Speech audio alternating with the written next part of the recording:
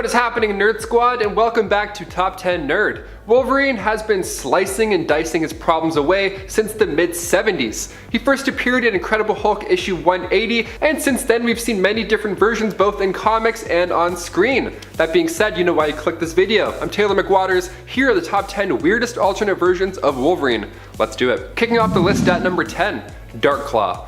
Coming from the Amalgam universe, where DC and Marvel combine powers figuratively and literally, we get a Wolverine-Batman double whammy. First appearing in Legends of the Darkclaw issue 1 back in 1996, at just age 5, young Logan Wayne witnessed the death of his parents, so now we have that Batman origin right off the bat to lay the foundation. Good stuff, always promising. And then Logan Wayne was sent to live with his uncle in Canada. But after poachers ambushed his home, we have even more family members biting the bullet. So far, so sad. Okay, so Logan Wayne enlisted then in the Royal Canadian Air Force and soon after the Weapon X program. This is all starting to sound a bit familiar, I bet. That's when the Wolverine origin comes in. Logan Wayne got the adamantium treatment, but it was a failure. In a way, kind of. Because Logan wasn't this mindless brute like he was in the comics. See, now he kept his sanity. So now we're starting to get more of a positive vibe, which is good for a good start of this list.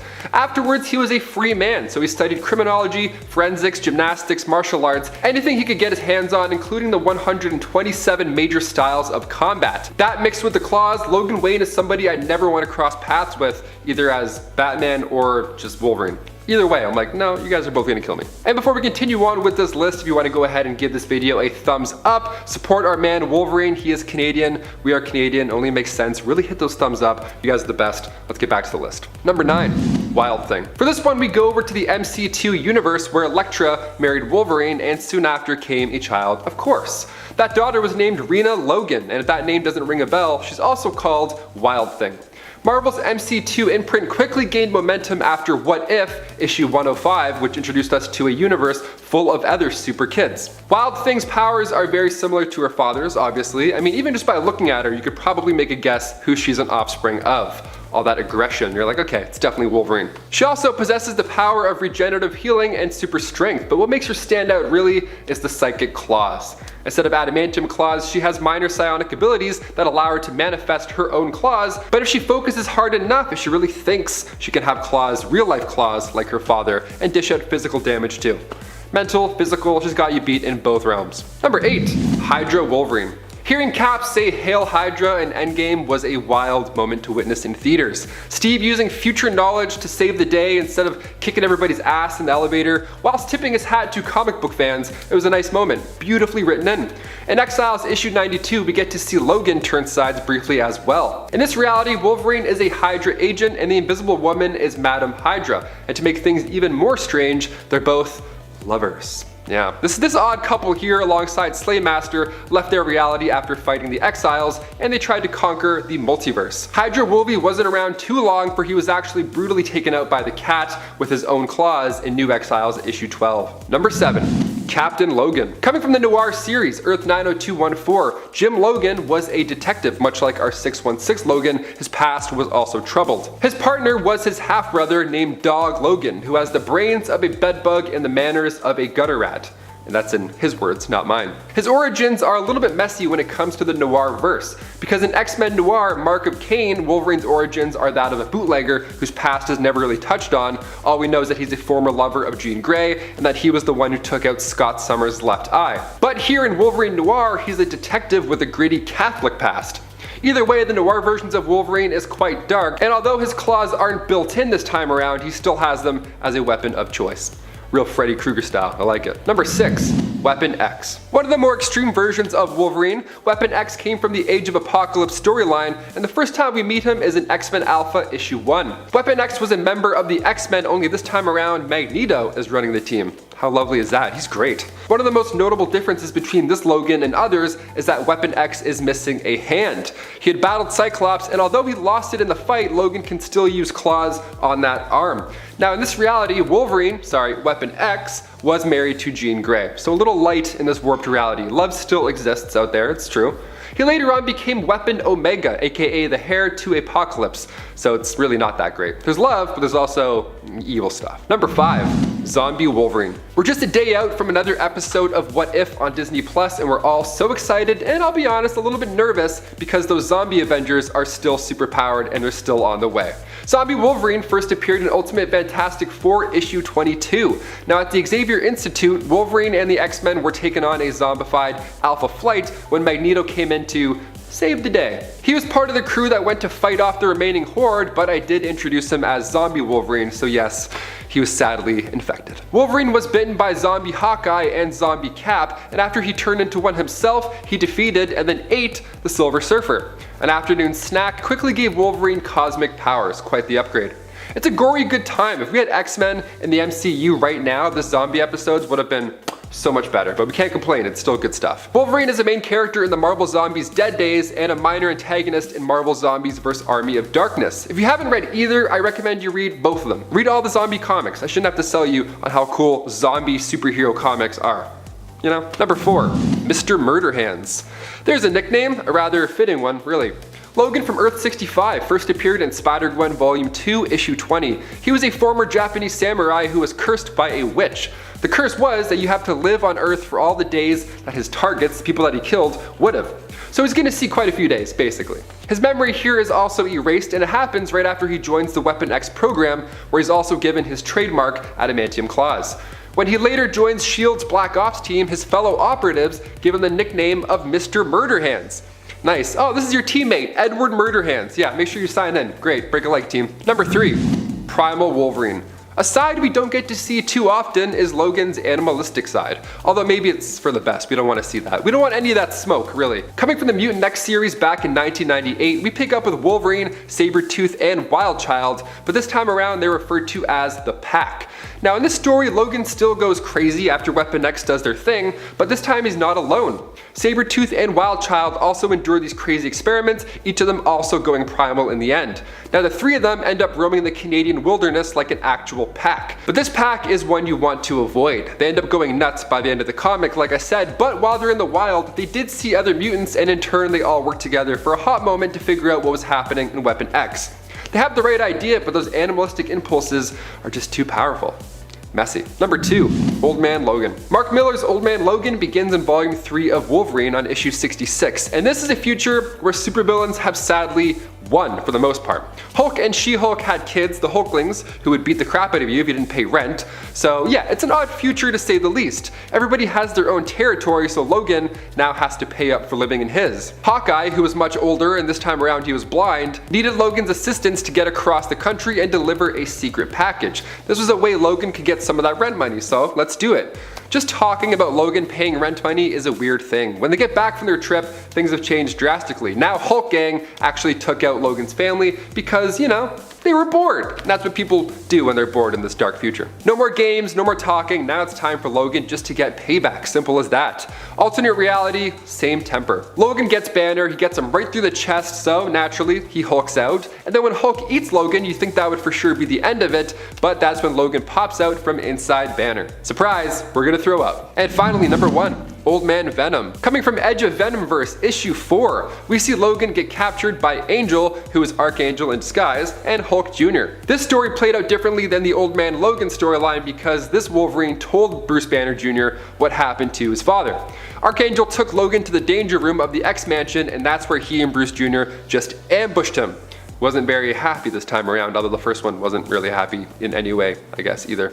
Bruce Jr. had this idea that maybe if he kills Logan, he can then use his DNA and create symbiote hybrid clones, but what ended up happening was Logan fought a Venomsaurus Rex, that same T-Rex from the original Old Man Logan storyline. The same one we see chasing Hawkeye and Logan. So he fought it, got eaten by it, and then considering the fact that Logan was eaten by the Hulk and ripped his way out, we already know that this is gonna be much better. He comes out better than ever. The symbiote ends up bonding with Logan in the T-Rex tummy, giving us a pretty exciting extreme upgrade. He rips his way through the dinosaur and subsequently rips his way through his enemies. Number 10, Lord Logan. With What If crushing it on Disney Plus currently, we have to take a look at this insane version of Logan from What If Volume 2, Issue 24. What if Wolverine was Lord of the Vampires? I'm still Team Edward, I don't care. The main difference is, of course, that Wolverine has a lust for blood this time around. Other than that, his characteristics don't change too much. His healing factor prevents him from turning, so he takes it upon himself to sink his own teeth into Dracula. Guy's a badass, go over Big D himself. One of the craziest parts here is when Wolverine quickly turns into a werewolf. He tells Dracula he's a quick learner, and now we have a new Dracula, Lord Logan. With Dracula's blood in him now, he loses any sense of humanity, and he's even more aggressive after than Dracula was. He turns over the New Mutants, he turns over the Hellfire Club, the Freedom Force, the Morlocks, everybody is getting bit. Doctor Strange was able to cast a spell to keep the undead out of his sanctum, but Vampire Juggernaut figured out a way and subsequently broke his body in one punch before becoming a snack himself. It's a pretty epic time. It's like a bat versus a wolf for a bit. It's great, go check it out. Number 9, Rancor. Making her first appearance in Guardians of the Galaxy issue 8 back in the early 90s, Rancor was born in the alternate reality of Earth 691 in the 30th century future of the Guardians. She was a 5th generation descendant of Wolverine, and she wasn't very heroic to say the least. She rules over a colony, and apparently every descendant of the Wolverine family line followed the same dark path. On her 16th birthday, Rancor clawed her father's beating heart out of his chest, and then of course she became the next ruler, and her first plan of attack was to enslave the entire human population. Happy birthday! Do you want a car? No, I want all the humans in the world. Thank you, give me. After the Guardians defeated her and destroyed her planet, she stole one of Wolverine's claws from the Shi'ar Museum and headed out for Earth. Now she alongside her lieutenants were captured and recruited by Dr. Doom, so Rancor helped Doom locate the Inhumans on the moon. She turned against Doom and was eventually rescued by the Guardians, but Doom had this pretty sweet weapon with him the whole time. But before we explain that weapon, if you want to go ahead and give us a thumbs up, those likes really do wonders for our channel. You're amazing, thank you so much for your support. Now let's get right back to the list. Number 8, RoboClaw. James Gunn has brought the Guardians to life in such a unique and fun way, but back in those early issues, we meet a pretty terrifying version of Logan. Dr. Doom revealed that he had Wolverine's adamantium skeleton and he had killed Logan at some point in the past, and then Doom transferred his own brain into the adamantium skeleton. So now he's like kind of like a robot version. It was pretty sweet. To see Rancor fight this Terminator version of her own family is pretty mind-bending. It's very entertaining. Rancor is using that same Wolverine claw that she found at the museum as a weapon, enforcing the fact that possessing a weapon means nothing without the ability to use it.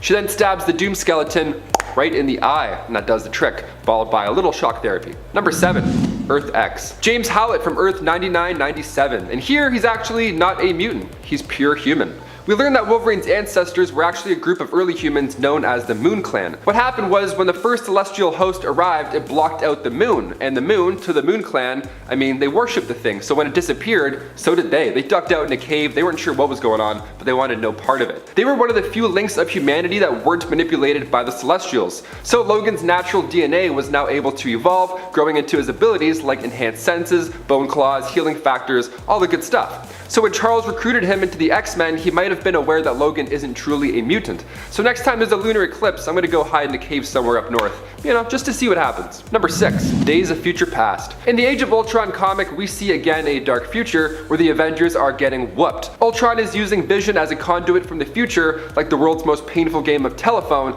and the Avengers don't really see a way to get Ultron to stop, so they send Sue Storm and Logan back in time to find a solution. Now Logan's solution was to just straight up kill Hank Pym to make sure Ultron isn't created. But in doing so, this opened a dark alternate future, so when they go back to this new timeline they've created, the Kree-Skrull Wars now move to Earth, and they run into the Defenders of that timeline, and also Logan of that timeline.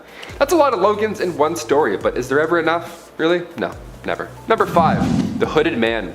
Making his first appearance in Fantastic Four issue 558, the Hooded Man is James Howlett from the year 2509. Now at this point, he had given up the whole Wolverine alias, and now he was calling himself the Hooded Man. Reminds me of Hawkeye when he turned into Ronin in like Endgame. We love hooded people, especially Robin Hood, he's OG. Now in this future, he alongside the Fantastic Four have formed the New Defenders. The New Defenders use the body of a deceased Galactus to travel back in time. They transported their dead world to Earth 616, now their new world. Well, it's literally called that, New World, NU World. It's an exact replica of Earth. Ted Castle and others created this knowing that our current Earth would be uninhabitable in just a mere 30 years. So the New Defenders settled here with present day Fantastic Four, but eventually Logan, aka the Hooded Man, went back to his own reality to rebuild the population with Gaia. It's gonna be really busy. That's gonna be a busy time. Number 4, Wolverine. First appearing in Wolverine Volume 4, Helverine was a fierce demon from the underworld, as if his name didn't maybe tip you off already. He first approached a man named Roger who hated Wolverine so much because he actually blamed the death of his wife on Wolverine. The demon then told Roger that if he joined the Red Right Hand, he would help him get revenge. So, sounds great, Mr. Demon, thank you so much. And then he disappeared. So he joined the organization, and he, alongside other Right Hand members, sacrificed a man and a woman in order to get the demon to come back again. The demon returned, took out those two people, and then in turn told Roger it was revenge time. All the while, Wolverine was tricked inside of a van where the founder, leader of the Red Right Hand, performed a ritual to have Helverine take over Wolverine's body. Helverine was then forced to attack all of his close friends, and as dark as this one is, I gotta say, it's one of my favorite versions of Wolverine. Maybe it's the Flaming Claws, maybe it's Maybelline, I don't know. I love him. Number 3, The End. In Wolverine The End, we see an aged Wolverine as he embarks to take down the last of the Weapon X program, all the while he's dealing with himself becoming less immortal. This six-parter is a great gloomy time. It opens with Wolverine in the snowy landscapes of Canada, struggling to even hunt a deer. Now it hurts him to retract his claws, super arthritis ain't a joke, and now he has long white hair, and I gotta admit, watching him struggle is depressing but really entertaining. Because in this run he meets his long lost brother who has apparently been watching him for a long time, and his brother tries to make it seem like he's going to help him discover the secrets of his past, but really he's just using him to nuke Vegas. So in the end, literally the end of the end, Wolverine is holding his long lost brother's body. It's quite sad, but definitely worth a read. Bring tissues, you'll need them. Number 2, James Hudson Jr. Jimmy Hudson, okay, he first appeared back in the 2010s Ultimate X issue 1, but later on in Ultimate Comics Wolverine issue 4, he was the new Wolverine.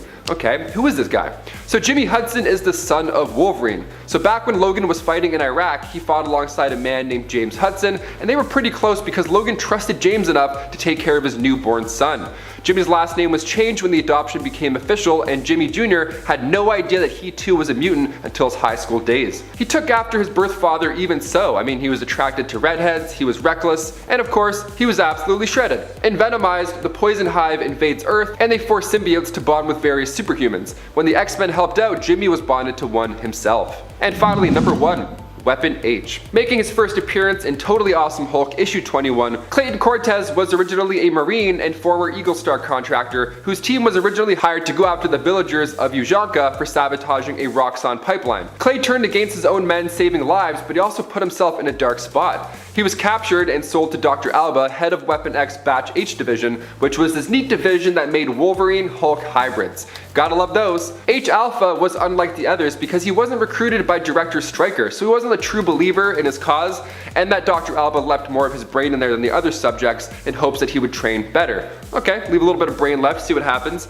H-Alpha had about 15 minutes to go in the incubation process when a group of mutants showed up and raided the place. So Dr. Alba released H-Beta to buy time, but when H-Alpha was finally done, he beheaded H-Beta. And then the Hulk came in, which at the time was Amadeus Cho, and he came in to hold him back. It was just nuts. People are getting their heads cut off, there's Hulk hybrids everywhere.